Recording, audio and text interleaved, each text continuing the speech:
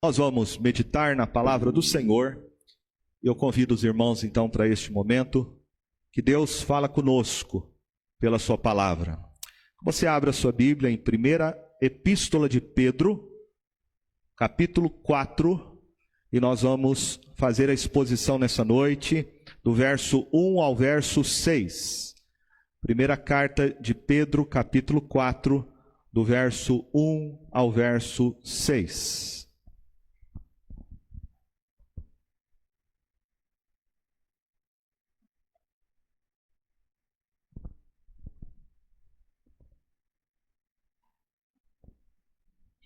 Acompanhe na sua Bíblia a leitura da palavra do nosso Deus.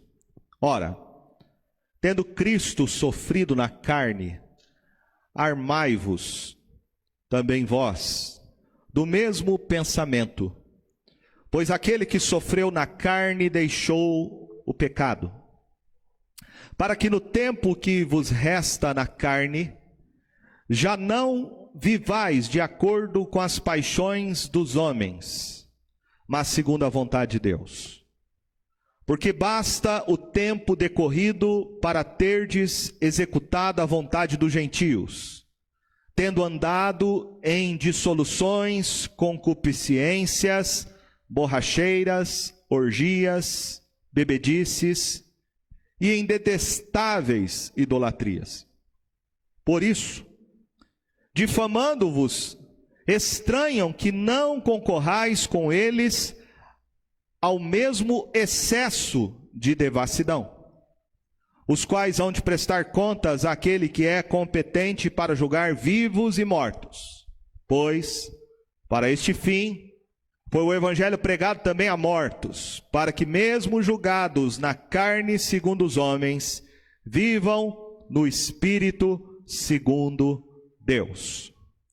Nós vemos, meus irmãos, numa cultura que busca a felicidade a qualquer preço.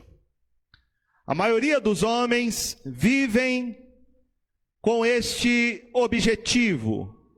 A sua vida, os seus esforços são totalmente concentrados para o prazer, em busca da felicidade. Muitos, quando enfrentam sofrimento, muitos, quando passam por uma crise financeira, por um problema de saúde, muitas dessas pessoas questionam. E o questionamento é: por que eu estou sofrendo? Por que eu estou passando por esta adversidade? Será que Deus está, através deste problema, Ele está me castigando? O meu sofrimento é uma punição de Deus? Será que eu estou passando por esse problema porque eu não tenho fé? Se eu tiver mais fé, eu não vou ter problema de dinheiro, eu não vou ter problema de saúde. Outros perguntam: se Deus existe, e se esse Deus que existe é um Deus bom, é um Deus justo, por que esse Deus não acaba com o sofrimento? Por que coisas ruins acontecem com gente boa? Essas são questões que normalmente as pessoas fazem quando passam por alguma adversidade. O apóstolo Pedro, ele fala sobre esse assunto na sua carta. Ele escreve para cristãos que estão vivendo em adversidade, estão passando pelo sofrimento. Tudo que Pedro diz aqui nesses versos está centrado no fato de que os cristãos sofriam pela perseguição.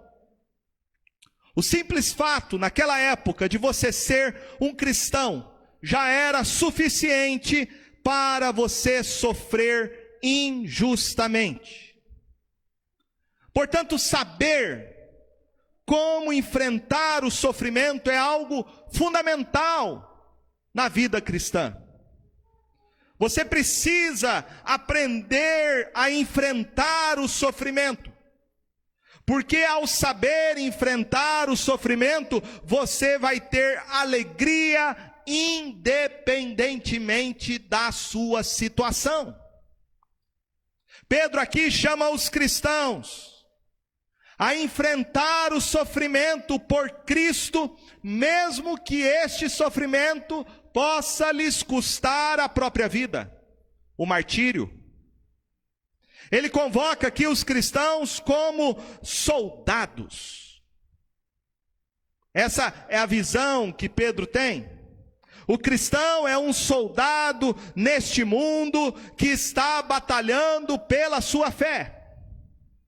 O verbo principal que ele usa aqui nesses versos que lemos é a palavra armai-vos, que está aí no verso de número 1.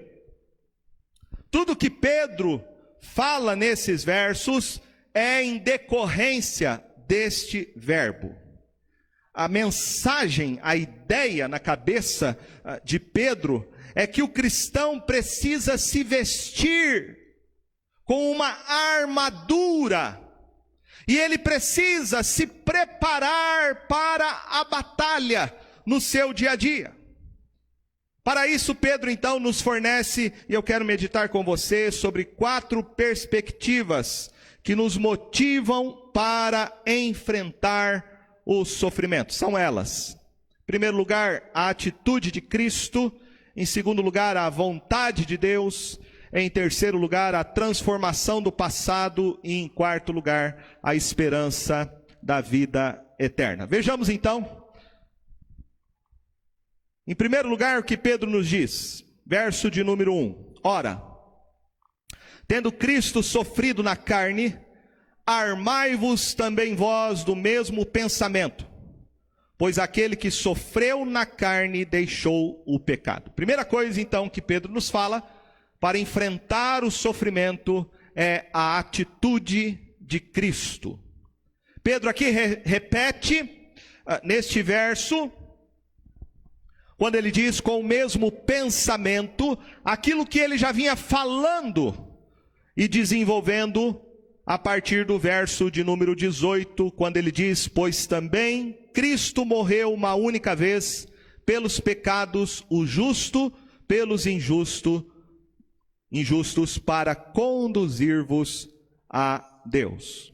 Os versos seguintes, do 19 até o 22, eles são apenas um comentário que Pedro faz.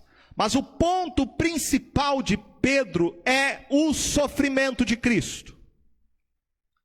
Ele disse no capítulo 2, verso 21, porquanto para isto mesmo fostes chamados, pois que também Cristo sofreu em vosso lugar, deixando-vos exemplo para seguirdes os seus passos. E logo em seguida Pedro vai dar várias situações onde o cristão experimenta este sofrimento. Ele fala do sofrimento no trabalho, ele fala do sofrimento da esposa cristã casada com não crente, ele fala do sofrimento do crente em relação ao Estado. Portanto, toda a mensagem de Pedro gira em torno do sofrimento, e ele usa o sofrimento de Cristo como sendo o ponto de encorajamento. O sofrimento de Cristo é o exemplo para eu e você suportarmos qualquer tipo de sofrimento que enfrentamos neste mundo. Pedro diz que o sofrimento de Cristo, ele é um sofrimento vicário. Essa palavra significa que o sofrimento de Jesus é substitutivo. Ele tomou o nosso lugar. E o cristão, quando experimenta o sofrimento, ele se identifica com o próprio Senhor Jesus.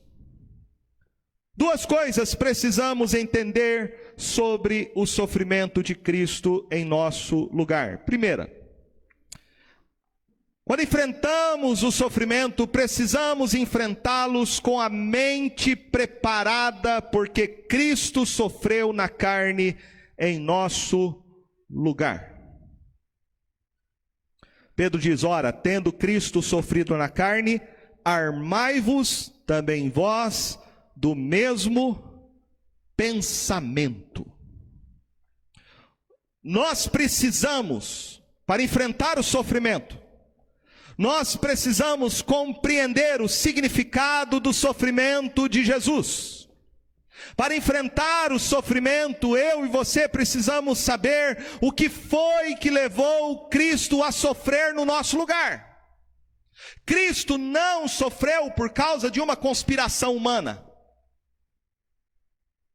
Cristo não sofreu porque havia uma conspiração diabólica para tentá-lo com a dor.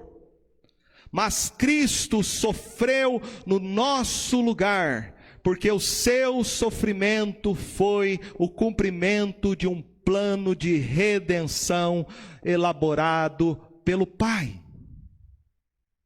Desde quando Jesus veio a este mundo, Ele sabia que Ele iria experimentar o sofrimento na cruz. Ele sabia que Ele iria beber o cálice da ira de Deus. Então o sofrimento de Cristo tem a ver com o nosso pecado, porque Cristo veio para isso. Ele veio dar sua vida por nós, Ele veio morrer no nosso lugar, Ele veio satisfazer a justiça de Deus, Ele veio derramar seu precioso sangue, para que eu e você pudéssemos ser justificados diante do Pai. Então o sofrimento de Jesus foi um sofrimento penal, um sofrimento judicial. Em segundo lugar, o sofrimento de Cristo garante a nossa vitória sobre o pecado. O final do verso 1 é uma aplicação prática do sofrimento de Cristo na vida do cristão. Ele diz: pois aquele que sofreu na carne deixou o pecado. O que Pedro está dizendo é: quando Cristo sofreu por nós naquela cruz, nós estávamos nele. Ele sofreu uma única vez para nos libertar da condenação que os nossos pecados merecem, da maldição de Deus. E ao fazer isso, satisfazendo a justiça do Pai, Ele cancelou o nosso escrito de dívida naquela cruz, nos libertando do domínio, do poder, do pecado, de uma vez por todas. Pedro está dizendo que no sofrimento de Cristo, não somente nós nos identificamos com Ele, mas no sofrimento de Cristo é a nossa garantia absoluta de libertação. A libertação do poder e da escravidão do pecado. O apóstolo Paulo, falando sobre isso em Romanos capítulo de número 6, no verso 18, ele diz assim: e uma vez libertados do pecado, fostes feitos servos da justiça. Uma vez libertados do pecado. Paulo aqui está falando do que Cristo fez por mim e por você. Foi uma única vez a morte dele no nosso lugar, foi suficiente para nos libertar de uma vez por todas das correntes do pecado, do domínio do diabo sobre a nossa vida. O que Pedro está dizendo nesse verso é que existe uma união, chamada união mística, entre o que Cristo fez e o que isto significa para cada um de nós. Pedro não está aqui defendendo nenhuma ideia pagã, nenhuma ideia mística que o sofrimento que o cristão passa tem algum poder de purificar o seu próprio pecado. O que ele está dizendo é que o sofrimento de Cristo é único, é insubstituível e é eficaz. E esse sofrimento feito por Jesus, a sua morte na cruz, ele ter padecido por nós, feito uma única vez, tem um poder duradouro na nossa vida hoje. Pedro aqui também não está ensinando que o crente ele não peca mais. Não é esse o ensino. Mas o que ele está dizendo é que o pecado não tem mais domínio na vida do cristão. Ele está ensinando que Cristo sofreu para nos libertar dessa escravidão espiritual. E se Cristo sofreu então com este propósito, eu e você temos condições de lutar contra os desejos, as inclinações pecaminosas do nosso próprio coração. Não existe aquela ideia da síndrome, os mais antigos sabem daquela música, síndrome de Gabriela. Eu nasci assim, eu cresci assim, eu sou assim. Não, o cristão pode mudar. Você pode vencer vícios, você pode vencer pecados, você pode vencer características de temperamentos por causa do que Cristo fez por mim e por você. O que Pedro está dizendo é que o cristão, ele é vitorioso por causa de Cristo, que sofreu em seu lugar para libertá-lo de toda a culpa do pecado e do domínio que o pecado nos causava. Pedro está dizendo então, arme-se com a atitude de Cristo. Arme-se para enfrentar o sofrimento, tendo o mesmo pensamento, compreendendo o que Cristo fez por você ao dar sua vida naquela cruz. Em segundo lugar, para enfrentarmos o sofrimento, Pedro diz que nós devemos nos armar com a vontade de Deus. Veja aí no verso de número 2. Para que no tempo que vos resta na carne, já não vivais de acordo com as paixões dos homens, mas segundo a vontade de Deus. Se os cristãos experimentam o poder libertador daquilo que Cristo fez por eles em sua vida, se nós somos libertos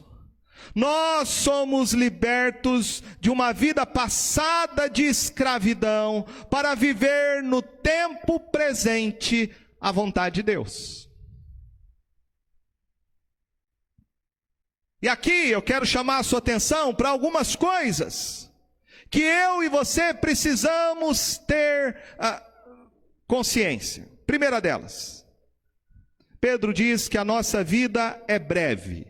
Ele fala no verso 2, para que no tempo que vos resta na carne. O cristão precisa ter essa consciência, que a vida dele aqui é passageira. Ele, por exemplo, começa a sua carta referindo-se aos cristãos, no capítulo 1, verso 1, como forasteiros da dispersão. Ele diz no verso 4 que nós temos uma herança incorruptível, sem mácula, imarcessível, reservada nos céus para vós outros. Então essa é a primeira consciência que eu e você precisamos ter. Nós estamos aqui de passagem.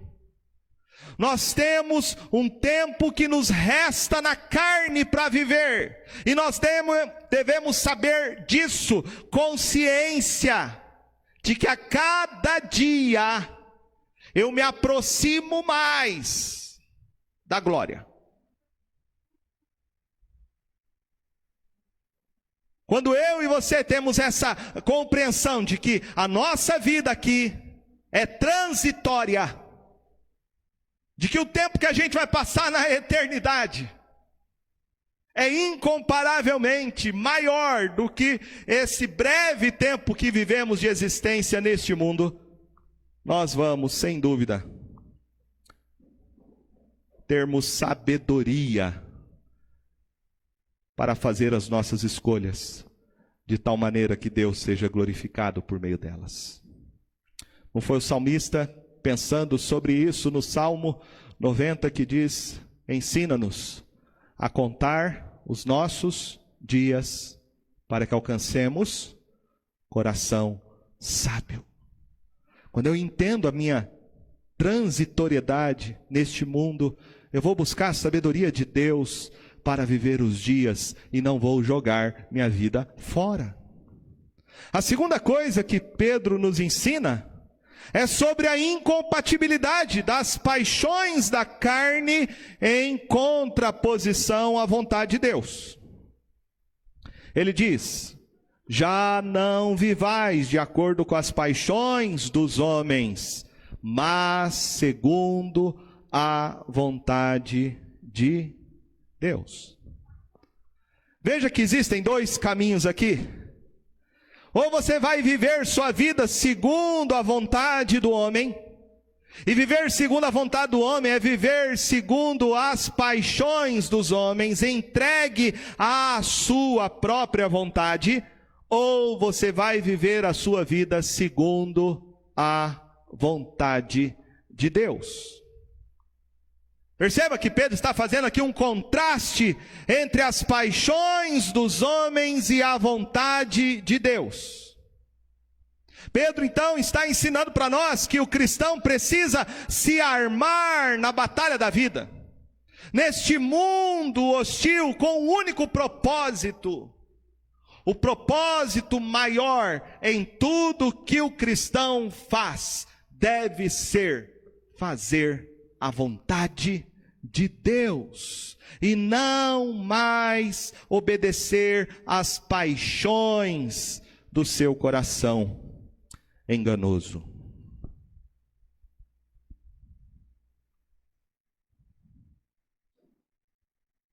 Então aprendemos até aqui que para enfrentar o sofrimento eu preciso primeiro me armar com a atitude de Cristo. Em segundo lugar, eu preciso me armar com o compromisso em fazer a vontade de Deus. E em terceiro lugar, eu preciso me armar com a transformação que aconteceu na minha vida no passado. Veja o que ele diz, verso 3 ao verso 5. Porque basta o tempo decorrido para terdes executado a vontade dos gentios, tendo andado em dissoluções, concupiscências, borracheiras, orgias, bebedices, em detestáveis idolatrias. O que Pedro está dizendo é: não tenha saudade do passado que você um dia viveu. O passado, porém, ele é pedagógico. E nós devemos nos lembrar do passado para lembrar o que Deus fez por nós em Cristo Jesus. Nós devemos lembrar do passado como o povo de Israel é instruído na lei do Senhor, em Deuteronômio capítulo 5, verso 15, por exemplo, onde Deus diz que eles deveriam se lembrar que eles foram um dia escravos no Egito, para que tivesse um coração grato a Deus, para que nunca se esquecessem do que Deus fez por eles. Deus os libertou daquele período de escravidão. É isso que Pedro está fazendo aqui. Ele está nos lembrando como nós vivíamos antes de sermos libertos pelo poder do Evangelho. Além disso, Pedro também está descrevendo como vivem aqueles que estão à nossa volta e que não conseguem compreender o testemunho do cristão.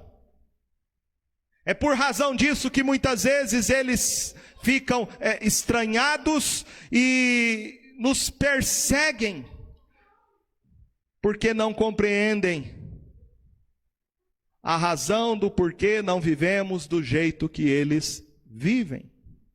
Veja a descrição que Pedro faz daqueles como nós um dia vivíamos quando não conhecíamos a Jesus Cristo. Perceba que todos os verbos, no verso 3, Todos eles estão no plural, porque Pedro aqui está fazendo uma descrição da sociedade da sua época, e essa descrição, sem dúvida, é a descrição de toda a humanidade caída.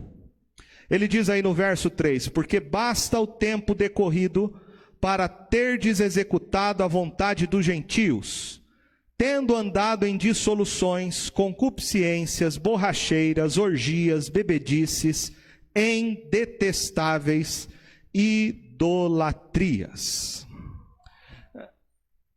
A descrição que Pedro faz aqui é de uma cultura hedonista, que nada mais é do que a nossa própria geração. Uma cultura que vive para o prazer por si mesmo. Veja que Pedro diz aqui que os homens sem Cristo vivem para satisfazer os seus próprios desejos. Eles são escravos da sua própria vontade. Ele diz, executando a vontade dos gentios, tendo andado em dissoluções. Esta era a vida que eu e você vivíamos antes de conhecer a Cristo, e esta é a vida daqueles que vivem, que não conhecem ainda a graça libertadora que há em Jesus. Os homens vivem para satisfazer os seus próprios desejos. A ideia aqui é que eles vivem sem um freio moral. Os homens vivem para satisfazer os desejos da sua carne. E Pedro vai explicar quais são esses desejos. Primeiro, ele fala de concupiscências. Essa palavra se refere aos desejos normalmente ligados aos desejos lascivos, luxúria, aos desejos relacionados à imoralidade sexual. Depois Pedro fala aqui de borracheiras. Essa palavra não significa o borracheiro, né? Aquele que conserta pneu. Mas borracheiras aqui é o excesso de consumo de bebida, a vícios de uma maneira geral. E veja que ele associa isso logo em seguida a orgias, bebedices e indetestáveis idolatrias. Alguns acham que Pedro aqui se refere ao contexto da sua época, que era exatamente aquelas festas pagãs. Havia, por exemplo, a festa ao deus do vinho, deus Baco, onde as pessoas se reuniam para beber. Elas se embriagavam, eram escravas do vinho e ficavam tomadas pelo vinho, e juntamente com o vinho vinha a devassidão moral, vinha a imoralidade. As pessoas praticavam orgias sexuais,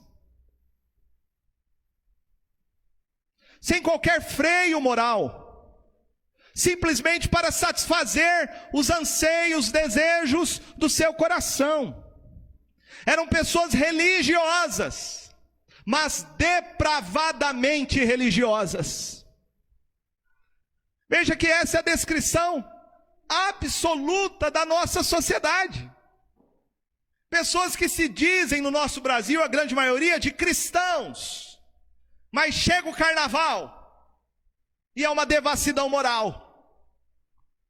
Se entregam aos prazeres da carne, se entregam às bebedeiras, se entregam às orgias sexuais. Pessoas que dizem conhecer a Deus, mas na prática, no seu dia a dia, vivem nas trevas. Pedro está dizendo, eu e você vivíamos assim. Eu e você, antes de conhecer a Cristo, vocês eram pagãos. Vocês, gentios, viviam dessa maneira, mas quando Cristo veio, Ele libertou vocês desta escravidão espiritual. E por causa disso, veja a reação do mundo. A reação provavelmente aqui é dos amigos, dos familiares. Diz o verso de número 4: por isso, difamando-vos, estranham que não concorrais com eles ao mesmo excesso de devassidão. Então, a primeira coisa que Pedro está dizendo, olha, existe um vazio tão grande no coração dessas pessoas que buscam viver esse estilo de vida de devassidão moral, entregando-se aos desejos do seu coração, que quando elas encontram pessoas que não vivem do mesmo jeito delas, e essas pessoas são aqueles que beberam da água da vida que é Cristo, que sabem que o mundo não pode preencher o vazio da sua alma, que sabe que uma vida de devassidão moral só vai te levar cada vez mais para longe de Deus, quando o mundo olha para o cristão, e o cristão não bebe como eles, e o cristão não vai nas festas que eles vão, e o cristão não pratica as orgias que eles praticam, e os cristãos não vivem nas borracheiras como eles vivem. Eles primeiro começam a falar mal de vocês. Eles falam mal de vocês. Eles difamam vocês. Eles difamam vocês, eles caluniam vocês, eles criticam vocês. E eu acredito que todo cristão, ao longo da sua vida, experimentou uma situação dessa. Da pessoa olhar para você e falar: você não vai beber? Você não vai naquela festa? Você não faz isso, você não faz aquilo, e você diz: não, eu não faço. Não, não preciso disso. Não, não gosto desse lugar.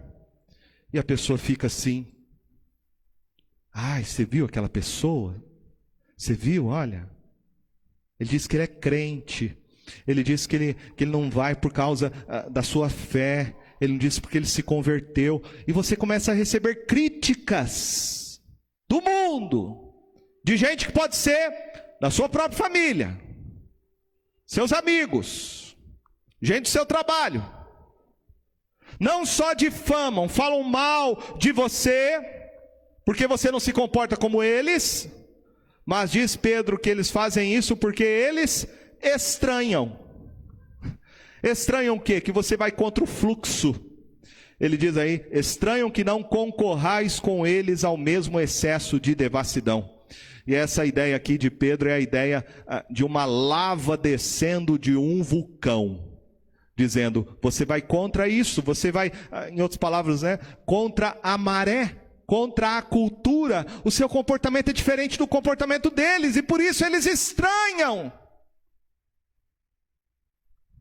Eles não te entendem, não te compreendem. Eu quero dizer duas coisas sobre isso. Primeiro, que se nós enfrentarmos algum tipo de crítica, de difamação, por causa do nosso testemunho, porque estamos sendo fiéis a Cristo Jesus, saiba que isto é uma oportunidade para as pessoas que não conhecem o Senhor conhecerem o Evangelho. Diz Paulo que eu e você somos cartas escrita, não por tinta, mas somos cartas escritas pelo Espírito Santo. Como diz Billy Graham, o crente é uma Bíblia ambulante. As pessoas vão ver a diferença de Cristo na sua vida. E nós não deveríamos estranhar qualquer tipo de surpresa, de crítica que venha do mundo. Pelo contrário, nós devemos aproveitar isso como oportunidade para explicar a essas pessoas por que nós não precisamos viver como elas vivem. Por que você não precisa de uma noite de orgias? Por que você não precisa de uma noite na balada? Por que você não precisa encher a cara como eles enchem?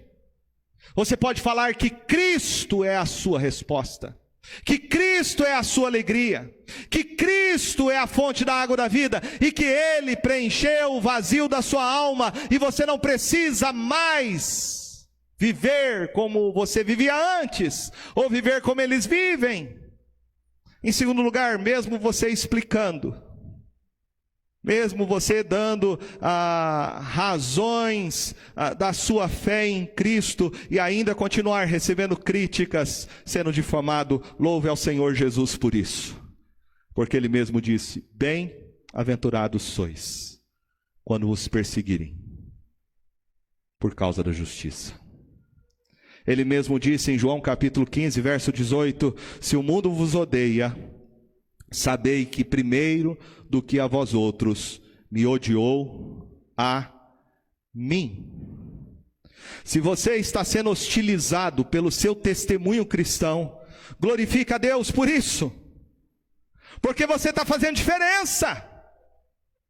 Você está sendo luz no meio das trevas.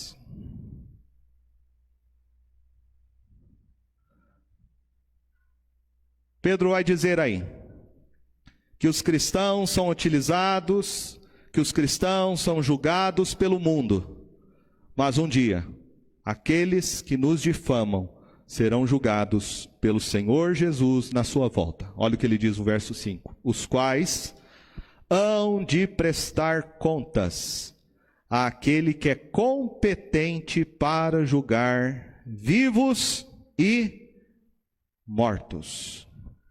Se nós somos julgados pelo mundo, saiba que o mundo será julgado por Deus. Portanto, o cristão está mais preocupado em agradar a Deus que o julgará do que agradar os homens no seu julgamento terreno. Pedro está dizendo aqui que Cristo Jesus um dia julgará. E todos os homens hão de prestar contas a Ele, porque Ele é o único competente para julgar vivos e mortos. Ele é o único que tem autoridade para exercer juízo sobre os homens caídos. E veja o que diz Apocalipse 20 sobre o julgamento. Apocalipse 20, verso 11 diz: vi um grande trono branco, e aquele que nele se assenta, de cuja presença fugira a terra, o céu, e não se achou lugar para eles. Vi também os mortos, os grandes, os pequenos, postos em pé diante do trono. Então se abriram livros, ainda outro livro, o livro da vida foi aberto, e os mortos foram julgados segundo as suas obras, conforme o que se achava escrito nos livros.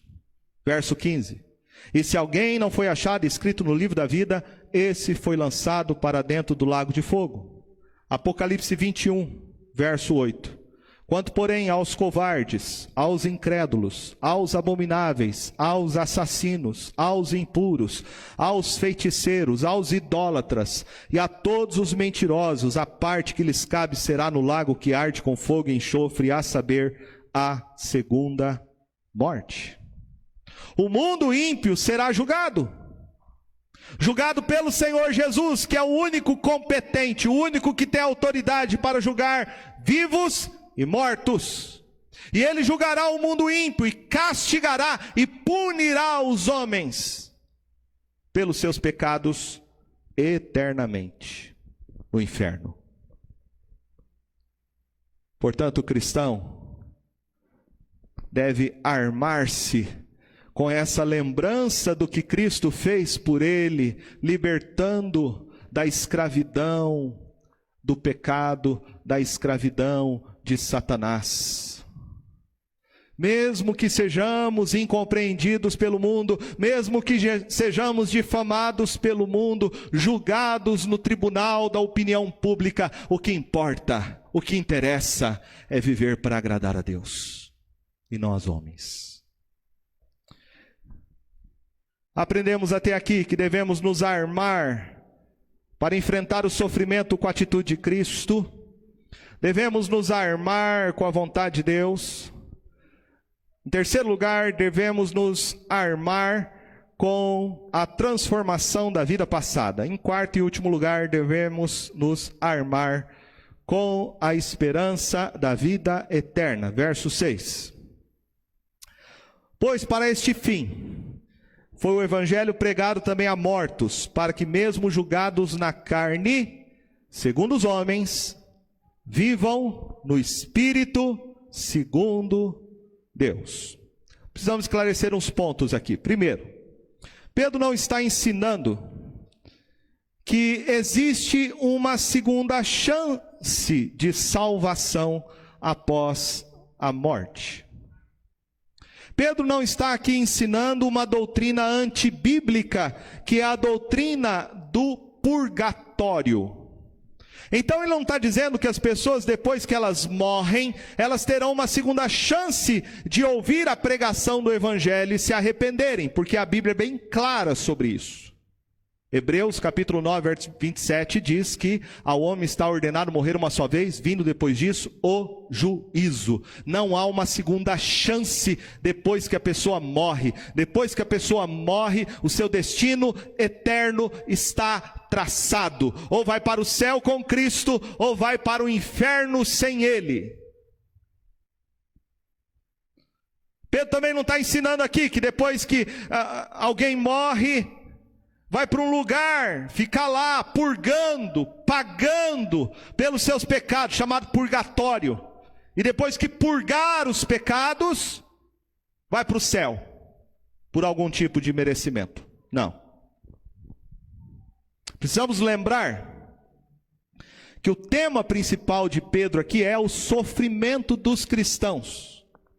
Ele está falando aqui dos cristãos que morrem pelo testemunho de Cristo Jesus.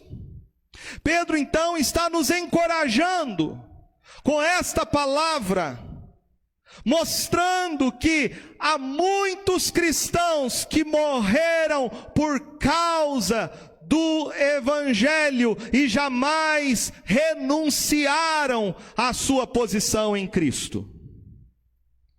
Então a expressão, pois para este fim foi o evangelho pregado também a mortos. Essa expressão, pregado também aos mortos, referem-se aos cristãos na época de Pedro.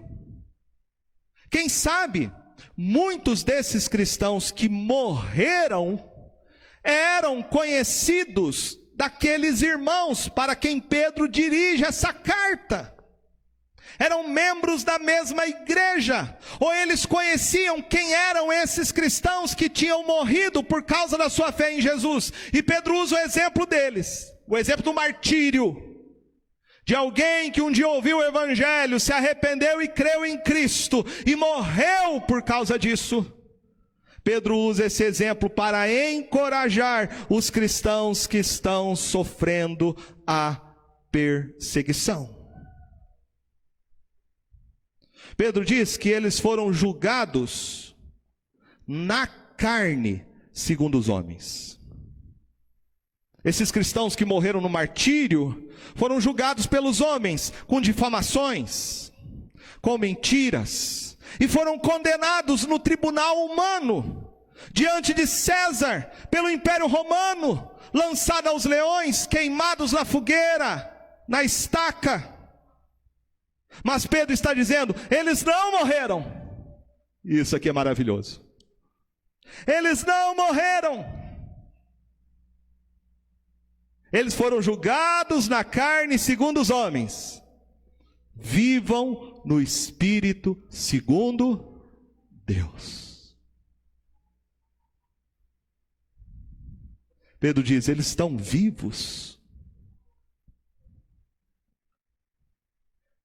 Eles estão vivos no Espírito segundo Deus.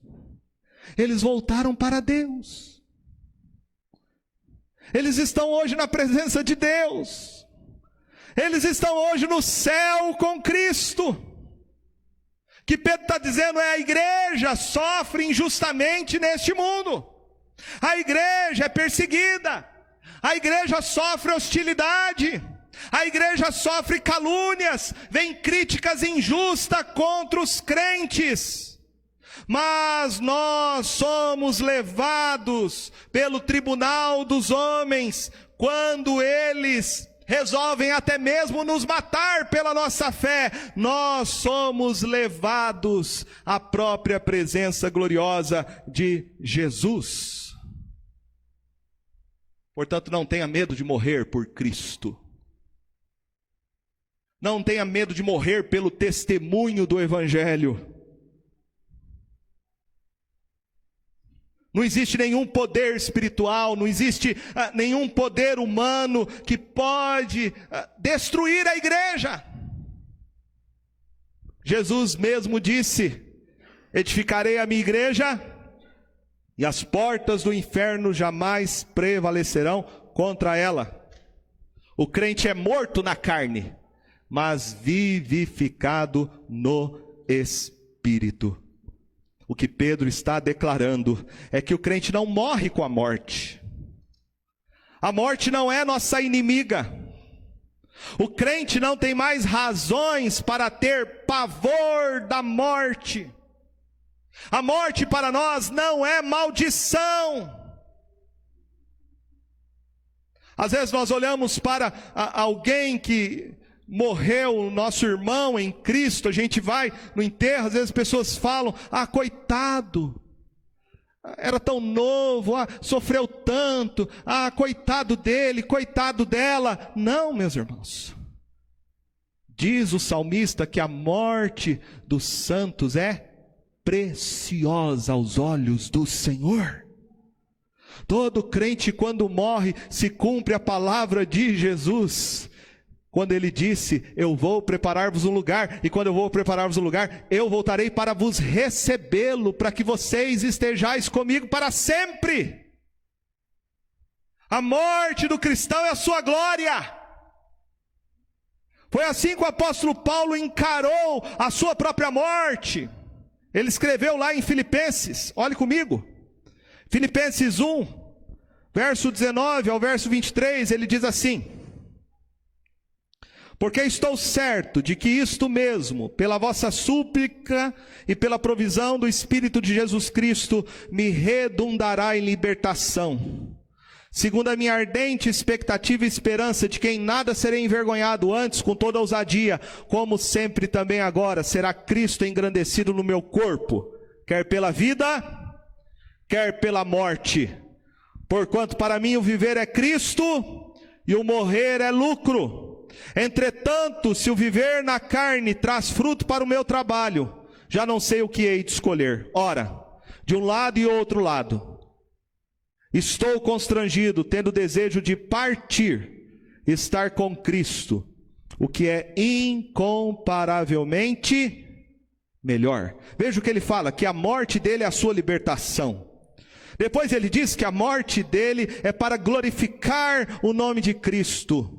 Depois ele diz que a morte é lucro. Depois ele fala que estar com Cristo é incomparavelmente melhor. Como que o crente que enfrenta a morte vai ter medo dela? Como diz o apóstolo Paulo: onde está a morte, a tua vitória? Onde está? Cristo venceu por nós. Ele ressuscitou. Ele está vivo. Ele comprou para nós um lugar no céu, e quando você morre em Cristo, você vai estar com Ele. Jesus disse para Marta, triste, porque o seu irmão Lázaro tinha morrido, e ele disse em João 11:25, eu sou a ressurreição e a vida, quem crê em mim, ainda que morra, viverá. Em Apocalipse 6:9 fala das almas daqueles que estão debaixo do altar, dos crentes que foram mortos por causa do Evangelho, por causa do seu testemunho. Em Apocalipse 24 fala das almas dos decapitados. Meus irmãos, o crente, quando ele sofre por Cristo, pelo Evangelho, ele não tem do que se envergonhar, porque ele é vitorioso. Quer na vida, quer na morte, Nós somos mais do que vencedores. Quero terminar fazendo algumas aplicações desse texto para nós. Primeiro, o Evangelho, como diz o apóstolo Paulo em Romanos 1,16, é o poder de Deus. Em razão disso, ele diz: não me envergonho. Não tenha vergonha do Evangelho, porque ele é o poder. Não tenha vergonha de Jesus, do que ele fez e do que ele é. Porque a salvação que Cristo fez por mim e por você foi esta obra que transformou a nossa vida. Nunca se envergonhe de ser um cristão. Nunca tenha vergonha de confessar o nome de Jesus diante dos homens, em qualquer situação, em qualquer contexto que você esteja. Segunda coisa que a gente aprende nesse texto é que os pais têm uma grande responsabilidade de ensinar o Evangelho para os seus filhos. E nós estamos diante aí do Dia das Crianças. A Bíblia diz em Provérbios 22:6, ensine a criança no caminho que deve andar. Mais do que nunca, no tempo que a gente vive, os pais precisam armar os seus filhos, treinar os seus filhos com o Evangelho. Vivemos num mundo hostil, um mundo hostil. O mundo persegue a igreja. Você precisa preparar o seu filho para viver nesse mundo, para a glória de Deus. Você precisa treinar o seu filho para saber responder a este mundo que vai criticá-lo pelos seus posicionamentos, pelos seus valores.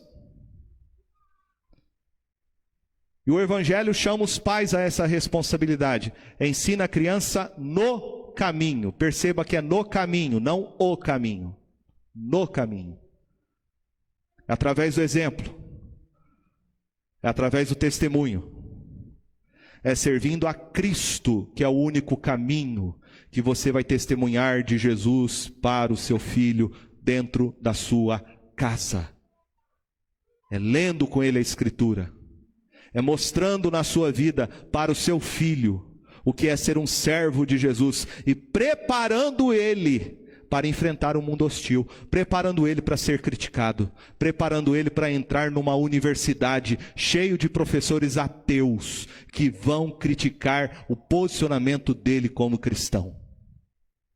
Prepare o seu filho, porque a vida cristã é uma batalha, é uma luta contra os principados e potestades, contra os dominadores deste mundo tenebroso. Ensine que o Evangelho não tem apenas glórias, mas tem um custo. Jesus disse em Marcos 8:34, se alguém quer vir após mim, a si mesmo se negue, tome a sua cruz e siga-me. Seguir a Jesus tem um preço, tem um custo. Morrer para você mesmo. Quando Jesus disse essas palavras naquela época, isso era muito claro. Porque a cruz era um instrumento penal de execução usado pelo Império Romano. Jesus está dizendo, você está disposto a morrer por mim? A perder por mim? A sofrer por mim? Hoje as pessoas só falam do evangelho glorioso, o evangelho mentiroso sendo pregado em muitos lugares, o evangelho da prosperidade.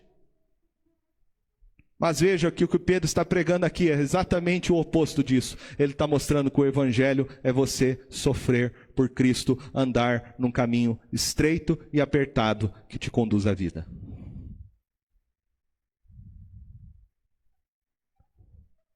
O Evangelho é sofrimento e glória. Não vem a glória sem o sofrimento. É essa sequência. Você hoje sofre por Cristo para receber a coroa da vida.